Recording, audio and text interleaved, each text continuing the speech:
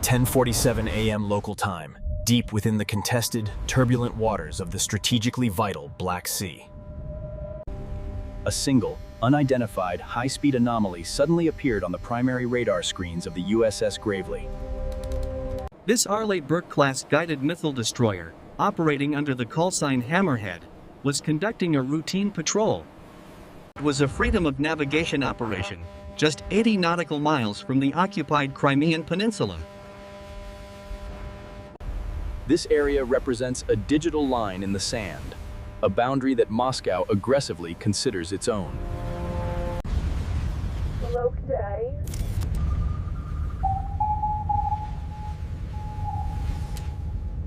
Tactical Action Officer, Lieutenant Commander Sarah Chen, intently watched the single high-speed contact close the distance.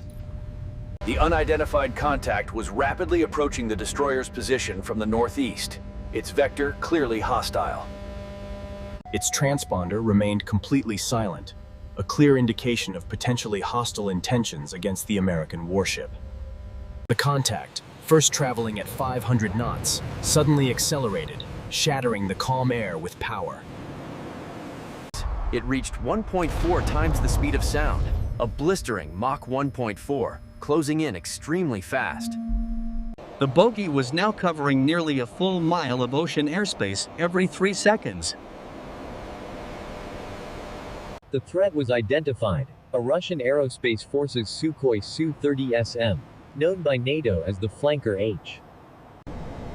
It was operating dangerously at an altitude of just 3,000 feet, flying fast and extremely low. The Russian jet was already well inside the Graveley's established standard defensive perimeter. An aggressive move. Perimeter breach.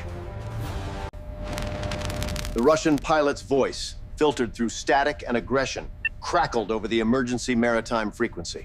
American warship, he broadcast. You are violating the Russian defense zone. Turn back now or be destroyed. That was the provocation. But the real explosion didn't happen in the sky just yet. It happened instantly on the Graveley's advanced tactical displays as the Russian pilot's radar went active. He was locking onto the U.S. warship, a definitive, hostile fire control track, an act of war. The entire AEGIS Combat System instantly shifted to its highest possible state of automated alert. Its powerful digital brain calculated a perfect intercept solution in under 400 milliseconds, impossibly fast. The experienced crew barely had time to brace themselves before the deep, resonant, automated voice. The AEGIS system announced the inevitable, preemptive countermove. Target classified. Weapon solution available. This incredibly tense confrontation, unfolding in mere seconds, was not a random or isolated encounter. It was the inevitable, kinetic clash of two competing global orders vying for dominance on the seas. For the USS Graveley, its critical mission was to project absolute technological and military deterrence. Its presence was to ensure that the global commons remained free and open for all nations. This is a core principle upon which $19 trillion of annual global trade directly depends. In the wake of Russia's recent aggression, the Black Sea had become a geopolitical hotbed. Every patrol, every rate, and every radio message was a high-stakes strategic maneuver.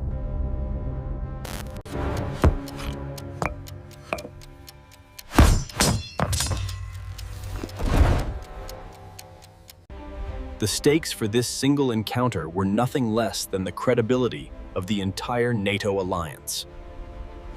The Russian pilot's objectives were simple: to harass, to intimidate, and to gather vital intelligence. He was testing the Graveley's reaction time and its unique, class-elite electronic signatures for future reference. The pilot was aggressively testing the training and the ultimate resolve of the American crew on board.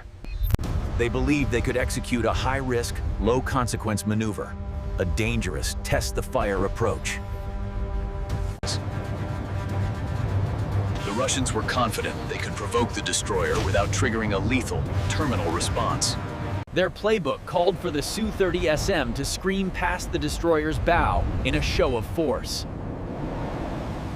They hoped to force the U.S. crew to break radio silence or, even better, divert course. This would allow Russian electronic intelligence, ELINT, vessels hidden just beyond the horizon to record everything. They wanted to capture the Graveley's precise defensive electronic posture, a massive intelligence failure. But the Russian pilot was operating with an incomplete, outdated picture of modern U.S. Navy warfare. His arrogance was built on the flawed assumption that the Graveley was an isolated, single asset.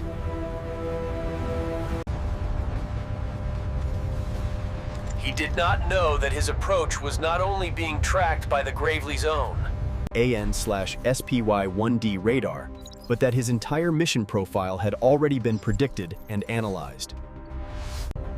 He was being countered by a kill chain that began 400 miles above Earth, hours earlier. The adversary was the Su-30SM, a twin-engine, super-maneuverable flanker variant designed for aggressive air superiority. This specific jet, painted in low-visibility gray and bearing the tactical designation Red 32, was piloted by Major Viktor Kuzmin, a veteran known for his cowboy tactics near sensitive NATO airspace. His motive was psychological, to leverage the jet's raw power and its ability to pull 9G turns. His goal was to induce panic and force critical tactical errors from the American crew below.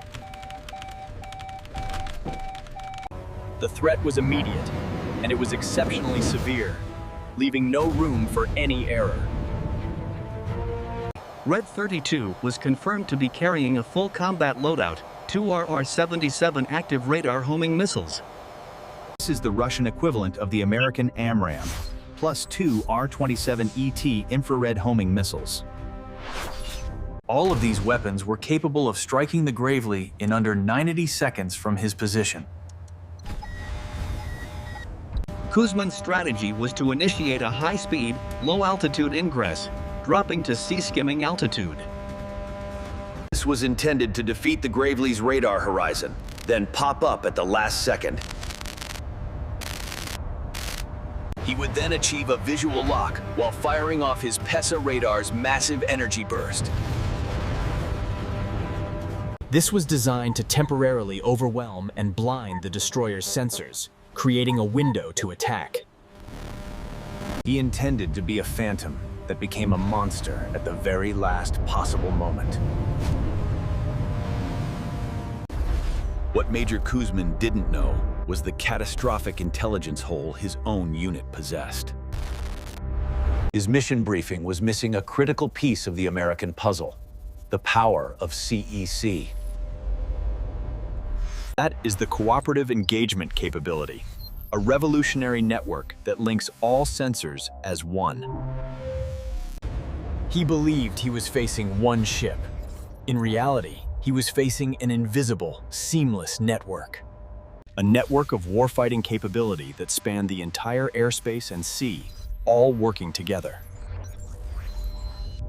This technological blindness was about to transform his aggressive provocation into a career-ending, humiliating tactical defeat.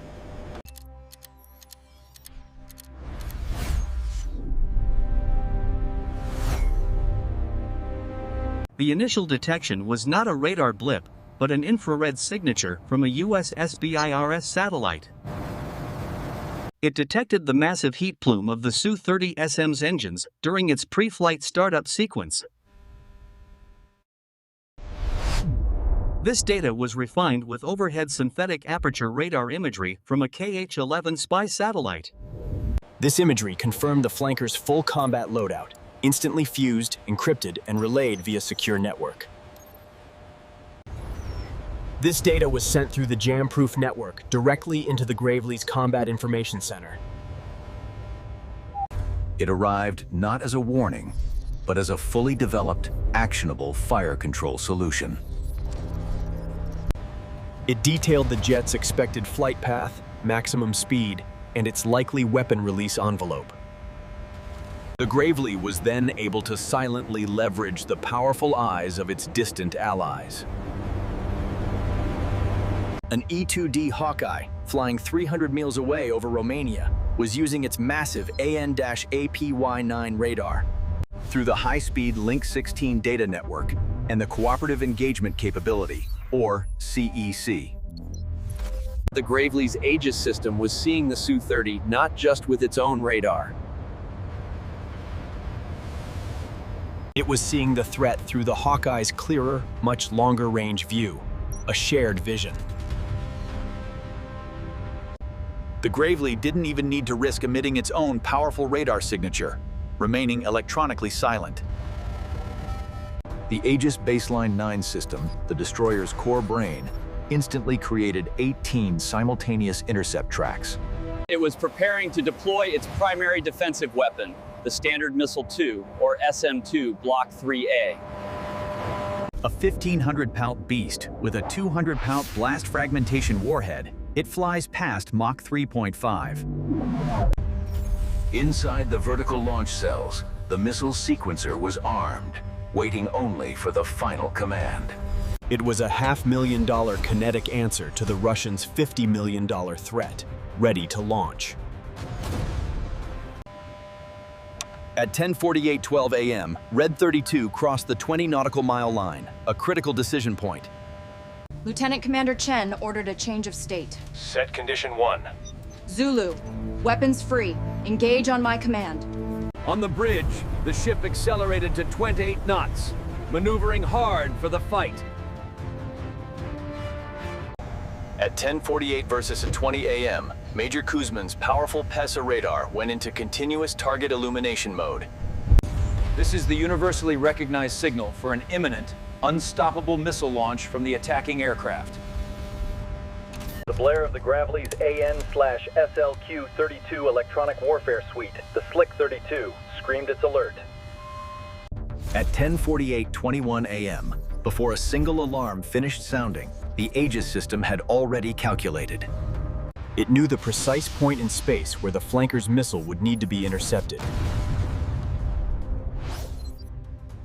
The SM-2 launch sequence entered its final holding pattern, the computer showing a 99.8% probability. At 10:48:25 a.m., Red 32 was now only 8 nautical miles out, banking hard. Kuzman dropped to 100 feet above the waves, pushing his jet to nearly Mach 1.5. He was preparing to pop up for a simulated gun run, the most aggressive move yet. This is the moment he expected the U.S. ship to panic, to swerve, or to scream. Instead, the Graveley remained silent, its course steady, a mountain of technological and human composure. At 10:48:27 a.m., the turning point. Lieutenant Commander Chen did not launch a kinetic missile. Instead, she ordered, Initiate full-spectrum EW. Launch Nulka.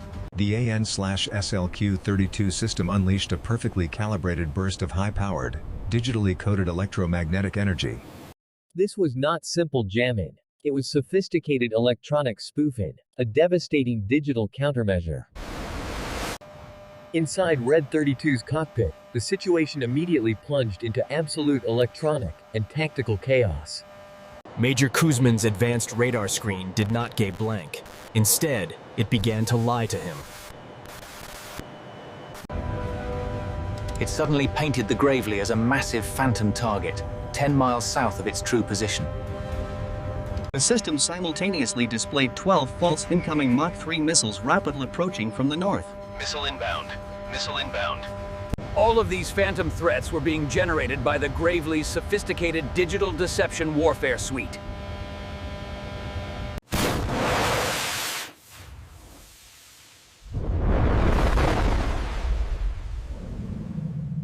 It hovered 100 feet above the water, transmitting a radar signature 100 times larger than the destroyer. This signal was specifically tuned to attract the active seeker head of an incoming R-77 missile. The message was clear. We see you. We have defeated your radar lock. We have superior decoys. At 10:48:30 a.m., Red 32, now just 5 nautical miles out, suddenly broke its aggressive vector. Kuzmin, seeing his sophisticated fire control radar completely overwhelmed by phantom contacts, knew he had failed. His own training dictates that if the radar picture is unreliable, a missile launch is guaranteed. The fear in his voice was palpable as he screamed into his radio. Bogey! Bogey! System failure! Aborting! The flanker's engine screamed as it pulled into a steep 8G climb, desperately trying to escape. The aftermath was silent, but the strategic reverberations of this engagement were absolutely immense. As Major Kuzmin's Su-30SM fled the scene, its mission a catastrophic failure, the Graveley's real mission began. The Graveley's EW system had not just defeated the Russian jet, it had performed electronic intelligence collection. Every second of Red 32's radar emissions, its secret frequency hopping patterns, had been captured. The specific digital pulse repetition interval used to illuminate the target was now known to them. The precise moment its systems collapsed under the American electronic attack was all logged and cataloged. The raw data was immediately compressed and forwarded to U.S. Cyber Command via a secure satellite link. The tactical result was a non-kinetic kill. The U.S. Navy traded 0 physical damage for this. They had achieved an intelligence coup worth millions, a priceless insight into the adversary's advanced systems. The price paid by the adversary was a humiliating exposure of their fighters' electronic vulnerabilities. The Russians' attempt to test NATO resulted in handing the Americans a cheat sheet for defeating. The Su-30SM and its entire fleet of associated systems, a massive strategic blunder. The Graveley's professionalism ensured no shots were fired, preserving the fragile strategic peace in the region. Its technology ensured the U.S. decisively won the tactical engagement, proving an old American adage. The seas are governed not by who shouts the loudest, but by who processes data the fastest. The crew of the Graveley, standing down from general quarters, felt the rush of adrenaline finally subside. It was replaced by a quiet, profound sense of professional satisfaction. They hadn't just saved their ship. They had just redefined the rules of electronic engagement for the entire Black Sea theater. This silent victory in the Black Sea delivers a powerful, undeniable takeaway for modern military planners. In modern confrontation, the speed of information is definitively more important than the speed of the bullet. Major Kuzmin's Mach 1.5 weapon platform was rendered strategically helpless by its analog error mentality. It was pitted against an integrated, real-time digital defense network that saw him coming hours ago. The Russian pilot was confident in his single platform superiority, failing to grasp the new reality. He was not engaging a single warship, but an entire system of systems, a digital fortress. A kill chain stretching from space to the surface that shared predictive data at the speed of light. The fate of Major Kuzmin's mission was sealed when his engine first started, not during the fight. The U.S. already had a complete, actionable fire control solution long before he ever reached the horizon. The interception in the Black Sea wasn't about a close call. It was a professional, cold-blooded lesson. The American response was a silent promise. If you try to exploit the seams, you will fail. So, if the Slick 32 can digitally paralyze a $50 million fighter, what chance do older platforms stand? Comment below with your thoughts on this new era of non-kinetic electronic warfare dominance.